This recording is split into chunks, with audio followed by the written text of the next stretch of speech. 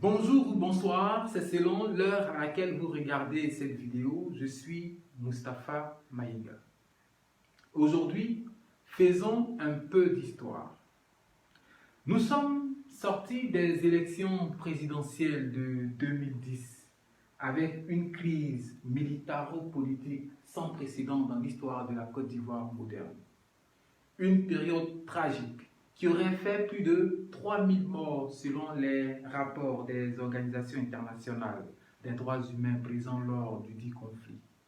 Aujourd'hui encore où je vous parle, en dehors des militants radicaux et des sympathisants zélés de partis politiques, l'Ivoirien lambda ne serait pas à mesure de vous dire avec objectivité le nom du gagnant de cette élection-là.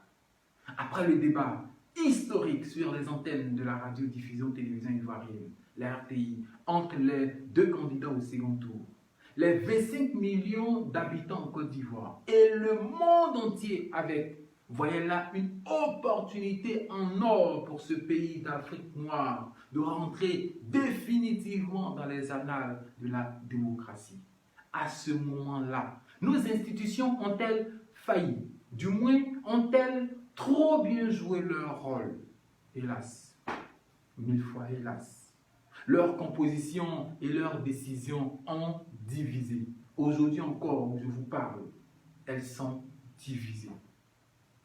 Et alors que les plaies sont béantes, les douleurs fortes dans certains esprits, des partis politiques et leurs mouvements satellites, comme par magie, ont passé à perte et profit cette période récente, triste.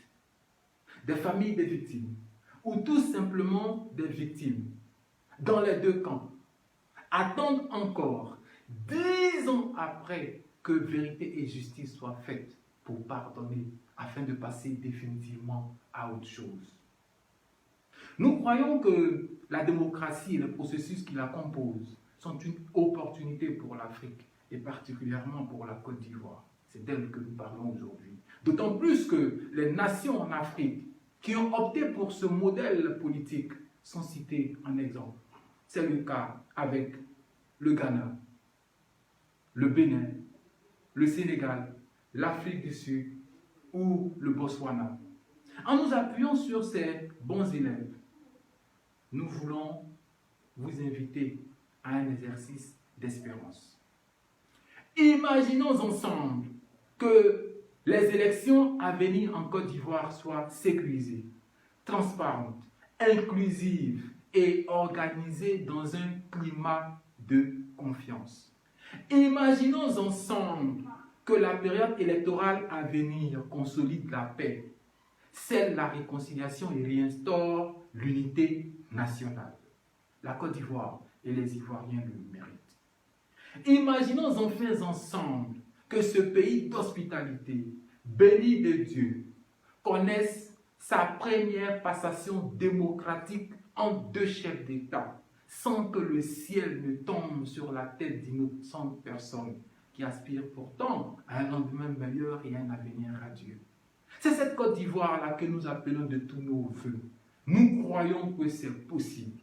C'est pourquoi, ici et maintenant, nous invitons les acteurs des partis politiques, les syndicats, à mettre la Côte d'Ivoire au-dessus de leurs propres intérêts.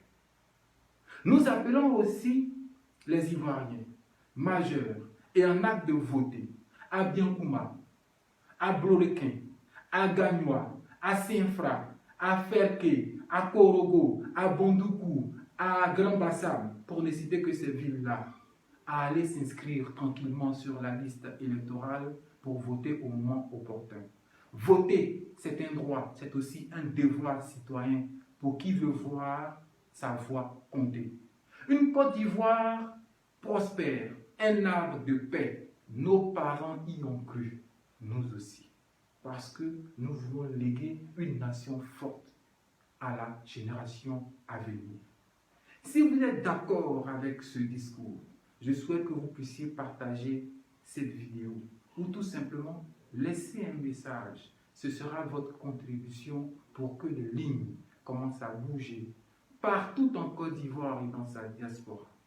Merci pour votre attention, merci pour votre considération, merci pour votre soutien. Que Dieu vous bénisse et que Dieu bénisse la Côte d'Ivoire.